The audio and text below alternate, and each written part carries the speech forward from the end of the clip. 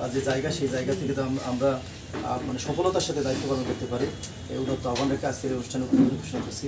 আসসালামু আলাইকুম ওয়া রাহমাতুল্লাহ। আমরা আজকে এখানে অনেকটা মুক্ত বাতাসে সাংবাদিক ভাইদের সাথে মত বিনিময় করতে পারছি, এটা আল্লাহ পাকের একটা মেহেরবানি। এটা আমরা কয়েকদিন আগেও ভাবতে পারতাম না। তো যাই হোক, কথা তো বেশি সময় নিয়ে বলার দরকার নাই। আমরা সচেতন নাগরিক, বিশেষ করে আজকে বাংলাদেশে যারা আমরা সাংবাদিকতার সাথে জড়িত আছি, আমরা প্রেস মিডিয়ায় কাজ করি, প্রিন্ট মিডিয়ায় কাজ করি, এরপরে ইলেকট্রনিক্স মিডিয়ায় কাজ করি, বিভিন্ন জায়গায় আমরা কাজ করি। তো সেই সুবাদে আমাদের দেশ এবং বিদেশের সমস্ত খবরাখবর আমাদের নখদর্পণে থাকাটাই স্বাভাবিক, এটা আমরা মনে করি।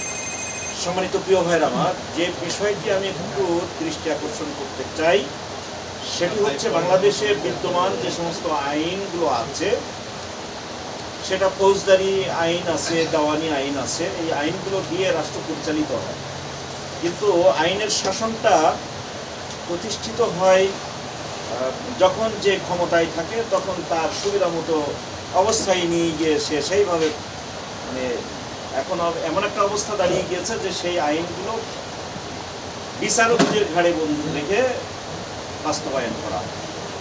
সন্ত্রাস দমন আইন একটা আছে বাংলাদেশের বিদ্যমান আইন, সেই সন্ত্রাস দমন আইনের যে সমস্ত বিষয়গুলো বলা আছে তার যদি ব্যাখ্যা একটু ছোট্ট করে না দিলেই নয়, যে অবৈধ অস্ত্র এবং মানে যারা সন্ত্রাসী কার্যক্রম, এক কথায় সন্ত্রাসী কার্যক্রম যারা প্রকাশ্যে করে তাদেরকে দমন করার জন্যই কিন্তু এই আইন তৈরি করা।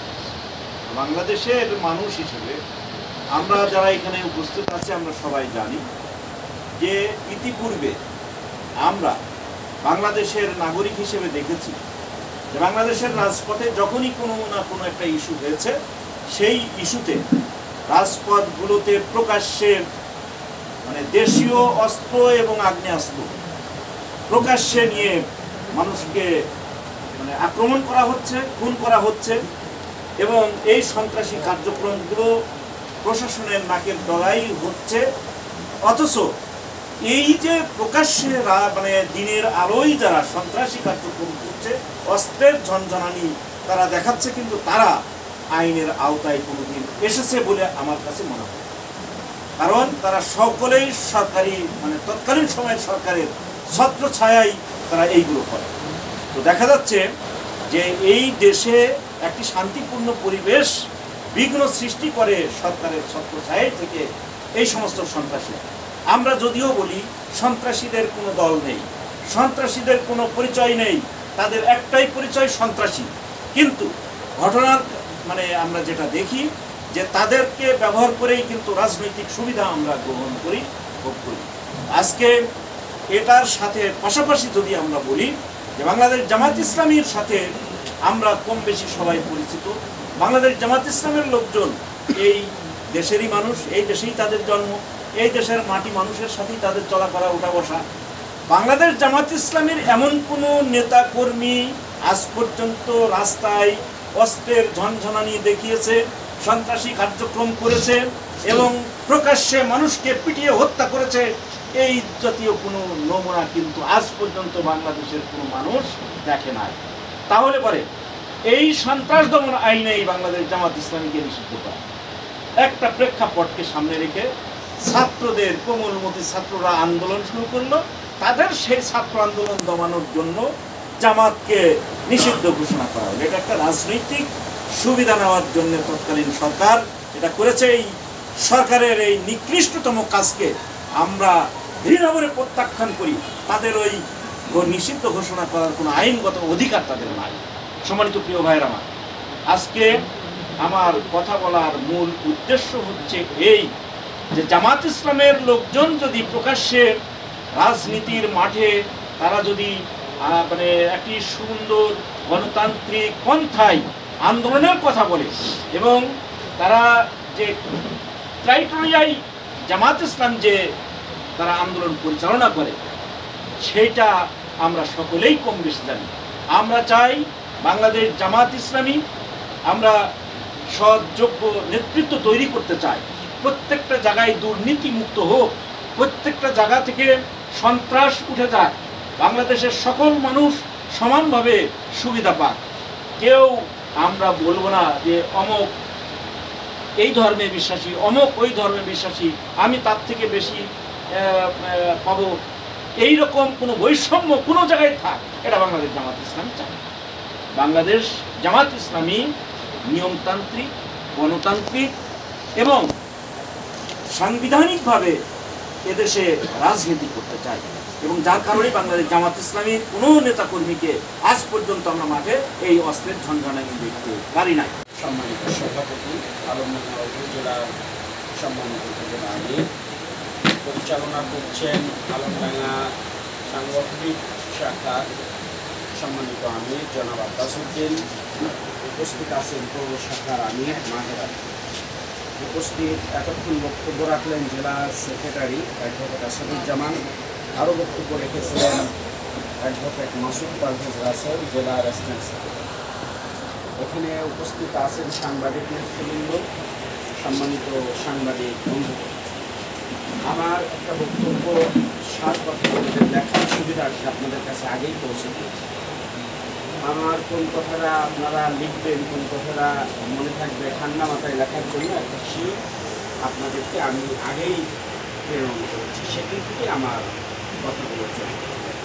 সম্মানিত ভাই, আমরা গত 5 তারিখে একটি ঐতিহাসিক পরিবর্তন বাংলাদেশের আপামর মানুষ, জনগণ দেখতে পেয়েছে। শুধুমাত্র সরকারি দলের, তৎকালীন সরকারি দলের মানুষ ছাড়া বাংলাদেশের সবাই এক। আওয়ামী লীগ বাদে বিএনপি, জাতীয় পার্টি, জামাত, ইসলামী ঐক্যজোট, খেলাফত মজলিস, এরপরে ছাত্র জনতা, শ্রমিক জনতা, ওয়ার্কার্স পার্টি, সবাই মিলে এক হয়ে এই স্বৈর শাসকের পতন চেয়েছিল। আর তার মহানায়ক ছিল এদেশের ছাত্র সমাজ। আজকের এই প্রোগ্রাম থেকে সেই ছাত্র সমাজকে আমরা স্যালুট।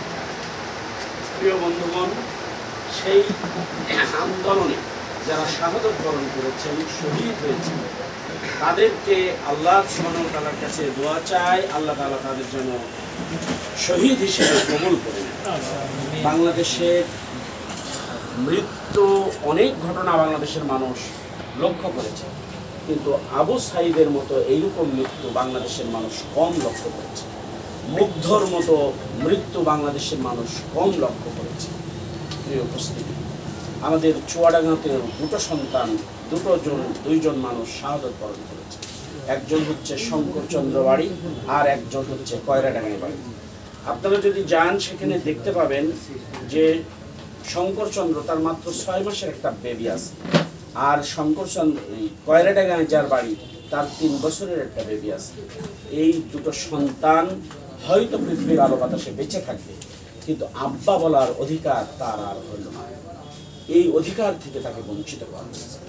সম্মানিত ভাইয়েরা, যারা এই রক্ত ঝরানোর এই আন্দোলন করেছে, আর তাদের পাশে থেকে যারা সাহস দিয়েছে, শিক্ষাজীবী, সাংবাদিক, বুদ্ধিজীবী, রাজনীতিবিদ, রিক্সাওয়ালা, ঠেলাওয়ালা, তাদেরকেও আমরা স্যালুট জানাই। এতটা এই আন্দোলনটা সফলতার দ্বার প্রান্তে যেত না যদি সকলেই মিলে না এই আন্দোলনে সাহায্যের হাত বাড়িয়ে দিত। প্রিয় উপস্থিতি, আমরা দীর্ঘ 16টি বছর পর, দীর্ঘ 16টি বছর আপনাদের নিয়ে এরকম একটা মত বিনিময় করবো, প্রকাশ্যে কথা বলবো, জামাত ইসলামের কথা বলবো, এই অধিকার থেকে আমরা বঞ্চিত ছিলাম। আমাদের বাতিল করলো তো সেদিন, কিন্তু এই অধিকার কেড়ে নিয়েছে 16 বছর আগে থেকে। আমাদের নেতৃবৃন্দকে বিচারিক আদালতে হত্যা করা হয়েছে সুপরিকল্পিতভাবে। আমাদের শত সহস্র মানুষকে রাস্তায় ফেলে গুলি করে হত্যা করেছে বিনা অপরাধে। আমাদের একটা অপরাধ ছিল আমরা জামাত ইসলামী করি, আমাদের একটা অপরাধ ছিল আমরা এই সরকারের পক্ষে নেই, কিন্তু গণতান্ত্রিক একটা রাষ্ট্রে এই অপরাধের কারণে এত মানুষ মেরে ফেলা যায়, এটা বাংলাদেশ ছাড়া পৃথিবীর কোথাও লক্ষ্য করা গেছে বলে আমরা মনে করি। সম্মানিত ভাইয়েরা, আপনাদের সামনে ডিবি অফিসের ভয়ঙ্কর চিত্র হয়তো কেউ না কেউ বর্ণনা করেছে। আমরা এখন আয়নাঘর নামে একটি নতুন এক ঘটনা শুনলাম, যেই আয়নাঘরে কখন সূর্য ওঠে আর কখন সূর্য ডোবে, কখন রাত হয় আর কখন দিন হয় কেউ বুঝতে পারে না। যে আয়নাঘরে প্রত্যেকটা দিন কোনো না কোনো মানুষের মৃত্যু যন্ত্রণা ছটফট করতে করতে মৃত্যু হয়। একটা বিরোধী মতকে দমন করার জন্য এতটা নিকৃষ্ট পথ অবলম্বন করতে পারে কোনো বিবেকবান মানুষ, এটা অন্তত আমরা আমাদের জায়গা থেকে মনে করি না। প্রিয় ভাইরা, এই 5 তারিখে সকল কিছুর অবসান হয়ে আমরা মুক্ত বাতাসে আমার মুখের কথা আমরা বলার সুযোগ পেয়েছি, আলহামদুলিল্লাহ। বাংলাদেশ জামাত ইসলামী আজকে আপনাদেরকে এখানে রেখেছে। বাংলাদেশ জামাত ইসলামী সম্পর্কে কয়েকটি কথা আপনাদের না বললেই না। আমরা আমাদের কথাগুলো আজকে বলবো, এরপর আপনাদের কথাগুলো আমরা শুনব। আমরা চাই আপনাদের কথার উপরে ভিত্তি করে যৌক্তিক সমালোচনার মাধ্যমে আমাদেরকে একটা সোজা পথ আপনারা দেখিয়ে দেন। আমাদের ভীষণ হচ্ছে আমরা যেখানে যেতে চাই, এই দেশটাকে যেখানে নিয়ে যেতে চাই, সেটা হচ্ছে মানবতার কল্যাণ সাধন করতে চাই আমরা। কিরা হিন্দু, কিরা বৌদ্ধ, কিরা মুসলিম, কিরা কোন জাতির মানুষ, কিরা কালো, কিরা ধলা, কিরা মানে বেটে, কিরা লম্বা, এটা আমরা দেখতে চাই। বরং মানুষকে যার যে নিত্য প্রয়োজনীয় জিনিস সেটা পৌঁছে দেওয়ার একটি গ্রান্টকে আমরা নিতে চাই। মানবতার এই কল্যাণের জন্য আমরা কাজ করতে চাই। 2 নাম্বার, এই দেশটা পরিচালনার জন্য একদল যোগ্য মানুষ আমরা তৈরি করতে চাই। আজকে যেই ইঞ্জিনিয়ার রডের বদলে বাঁশ দেয় তার শিক্ষার কোনো অভাব নেই। যেই ডাক্তার বিনা কারণে অ্যাডভাইস করে ইনভেস্টিগেশনের, তারও শিক্ষার কোনো অভাব নেই। যেই ডাক্তার অপারেশন করতে গিয়ে গজ ব্যান্ডেজ পেটের ভিতরে রেখে আসে, তারও কোনো শিক্ষার অভাব নেই।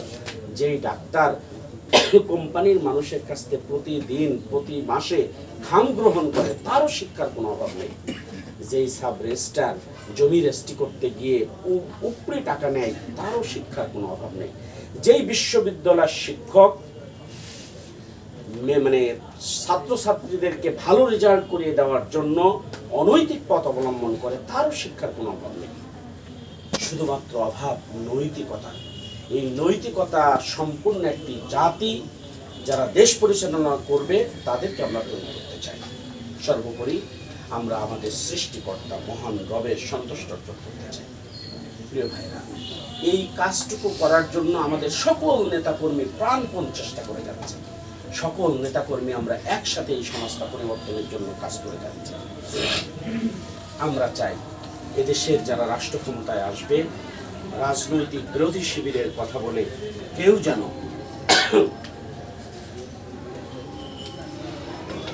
কাউকে অন্যরকম ট্যাগ লাগিয়ে দিতে না পারে, বিরোধী শিবিরের ট্যাগ লাগিয়ে দিতে না পারে। আমরা সব সময়ের জন্য এই কথাটা বলে আসছি, একেবারে 5 তারিখের পর থেকে বাংলাদেশের সংখ্যালঘু সংখ্যাগরিষ্ঠ বলে কিছু থাকা উচিত নয়। বাংলাদেশের সংখ্যালঘু বলে আপনি কাকে বলছেন? যাকে সংখ্যালঘু বলছেন তাকে বলেন হিন্দু সম্প্রদায়ের মানুষ, যাকে সংখ্যালঘু বলতে চান তাকে বলেন বৌদ্ধ সম্প্রদায়ের মানুষ। আপনি মুসলমানকে মুসলমান সম্প্রদায়ের মানুষ, তাহলে আপনি এই গরু মানে সংখ্যাগরিষ্ঠ আর সংখ্যালঘু বলে একটি বিভাজন করতে আপনি পারবেন না। যেই মানুষটা সংখ্যালঘু আমরা বলছি, সে তো আমার পড়শি, সে তো আমার বন্ধু, সে তো আমার পার্টনার, সে তো আমার ভাই। তাহলে তাদেরকে বলে আমরা একটা সাম্প্রদায়িক দাঙ্গা করতে চাই, এটা আমরা হতে দিতে চাই। প্রিয় ভাইরা, এ কারণে আপনারা খেয়াল করেছেন প্রথম দিন থেকেই আমরা এ ব্যাপারে খুবই সজাগ।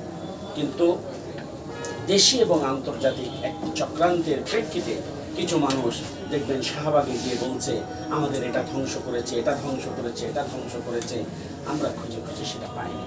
যেমনভাবে আমরা ইতোপূর্বে আরও বহু বক্তৃতা শুনেছি, এই হয়েছে ওই হয়েছে, তার কোনো প্রমাণ এদেশের মানুষ পায়নি। প্রিয় ভাইরা, বাংলাদেশ জামাত ইসলামী দায়িত্বহীনভাবে ঘোষণা করছে জামাতের প্রত্যেকটা নেতাকর্মী মাদক মুক্ত, বাংলাদেশ জামাত ইসলামের প্রত্যেকটা কর্মী দুর্নীতি মুক্ত, বাংলাদেশ জামাত ইসলামের প্রত্যেকটা কর্মী টেন্ডারবাজ মুক্ত, বাংলাদেশের প্রত্যেকটা কর্মী গ্রুপিং মুক্ত। এত পরিচ্ছন্ন রাজনৈতিক দল বাংলাদেশে আপনার খুঁজে পাওয়া কঠিন। সুতরাং এই দলটির উপরে তারপরেও এই 15টা বছরে যে চড়াই উতরাই এসেছে তার কারণ আমরা টেন্ডারবাজি করিনি, আমরা মানুষকে হত্যা করিনি, আমরা মানুষকে গুম করিনি, আমরা মানুষের পাকা ধানে মই দিইনি, আমরা মানুষের মানে মেয়েদের গিফট টিজিং করিনি, আমরা কলেজের সামনে দাঁড়িয়ে টিজিং করিনি, আমরা কি বলে মানুষের কাছে যে চাঁদাবাজি করিনি। তারপর আমাদেরকে মারতে চান কি কারণে? আমাদের এমপি ছিল, তারা দুর্নীতি করেনি, মন্ত্রী ছিল, তারা দুর্নীতি করেনি, চেয়ারম্যান ছিল, তারা দুর্নীতি করেনি, তারপরেও আমাদেরকে মারেন কি কারণে? শুধুমাত্র রাজনৈতিক একটা উদ্দেশ্য সাধনের জন্য আমাদের এতটা মানুষকে আপনারা মেরে ফেললেন। এর বিচার মহান রব নিজ ইচ্ছায় আবার বাংলাদেশের মানুষকে দেখিয়ে দিয়েছে। সম্মানিত বন্ধুগণ, আমরা বিশ্বাস করি দুনিয়ার জীবনটা শেষ হওয়ার সাথে সাথে আখিরাতের জীবন শুরু হবে।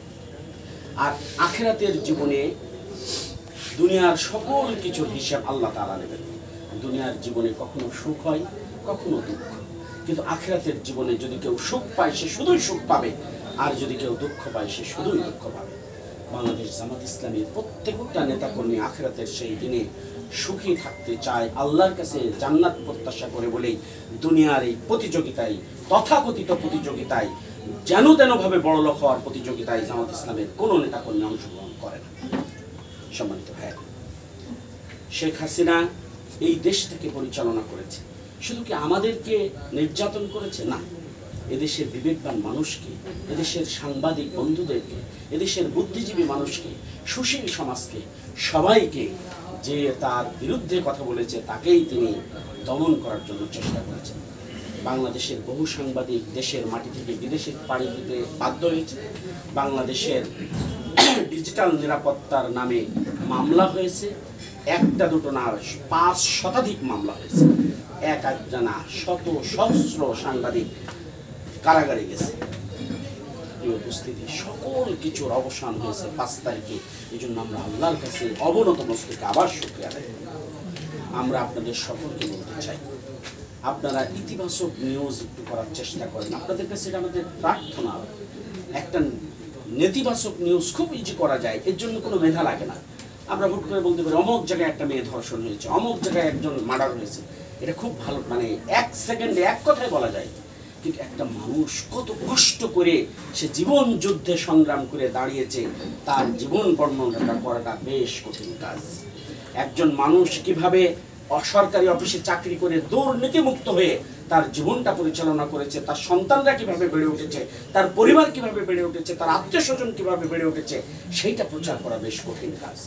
একজন ডাক্তার এত কিছুর বিত্ত বৈভবকে বাদ দিয়ে সে সাধারণ মানুষের জন্য অল্প টাকায় কিভাবে চিকিৎসা করেছে, তার জীবন ইতিহাসটা কেমন, কোন চেতনা থেকে সেই ভালো কাজটাই হাত দিয়েছে, সেইটা চমৎকারভাবে লেখা বেশ কঠিন কাজ।